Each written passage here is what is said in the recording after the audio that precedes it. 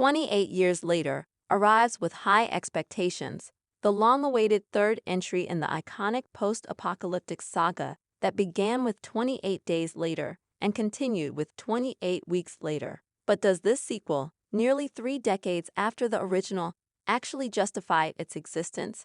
The answer is, surprisingly, yes. Directed once again by Danny Boyle, with Garland returning to write the screenplay, 28 years later brings back the franchise's signature blend of frenetic pacing, grounded horror, and societal dread. But this time, it's darker, more philosophical, and chillingly relevant. Instead of simply rehashing the same infected versus survivor formula, the film expands the narrative scope and digs deeper into the psychological aftermath of long-term collapse.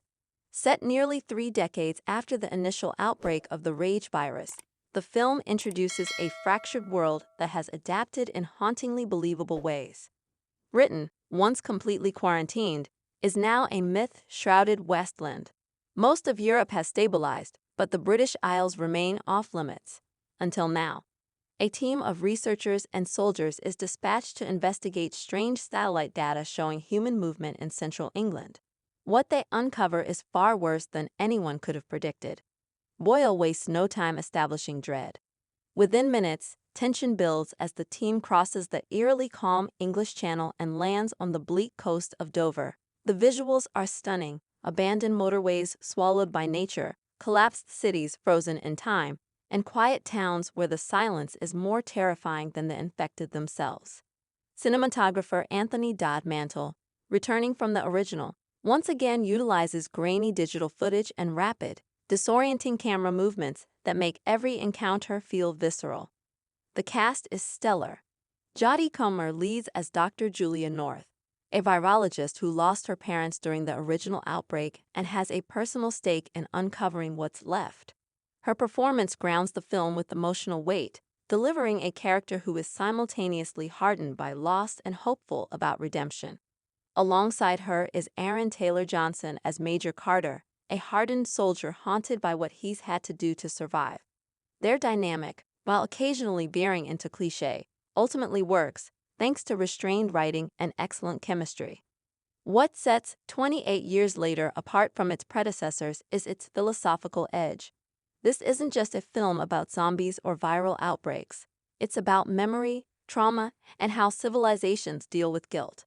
A major subplot involves a cult-like community that has embraced the rage virus, viewing it as divine punishment and a path to purity.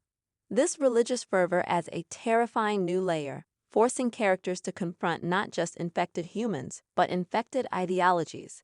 Boyle's direction remains kinetic and unpredictable. Chase scenes are as nerve-wracking as ever, with infected that feel more terrifying than ever, leaner, faster, and seemingly smarter. But it's the quieter moments that leave lasting impressions. A deserted library where infected silently wait in the shadows. A child's room untouched for 28 years. The occasional radio transmission hinting that someone, or something, is listening. One particularly haunting sequence involves the group discovering a town that has mimicked the past, complete with fake shops and staged dinners, as a way to cope with the trauma. It's deeply unsettling and one of the film's most original ideas. The third act veers into bold territory. Without spoiling too much, it introduces a moral dilemma that recontextualizes the entire franchise. What if the virus wasn't an accident? What if it was the only way to save the planet from humanity's destruction? The implications are staggering, and while not all viewers will buy into the twist, it sparks much-needed debate. Garland's script refuses to handhold the audience, allowing viewers to draw their own conclusions. Musically, John Murphy returns with a reimagined version of the now iconic In the House, In a Heartbeat. The soundtrack is a brilliant mix of ambient dread and orchestral chaos, perfectly underscoring the film's emotional peaks and relentless action. If there's a flaw, it lies in the pacing. The middle third drags slightly as the film shifts focus from survival horror to socio-political commentary.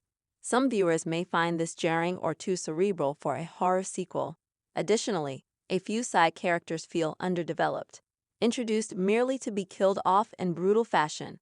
While this keeps tension high, it undermines the emotional stakes. Still, 28 years later, succeeds where many legacy sequels fail. It honors the tone and themes of the original films while evolving the franchise in bold, unexpected ways. It asks hard questions. What does survival mean after nearly 3 decades of collapse? Can humanity be redeemed after unleashing such horror?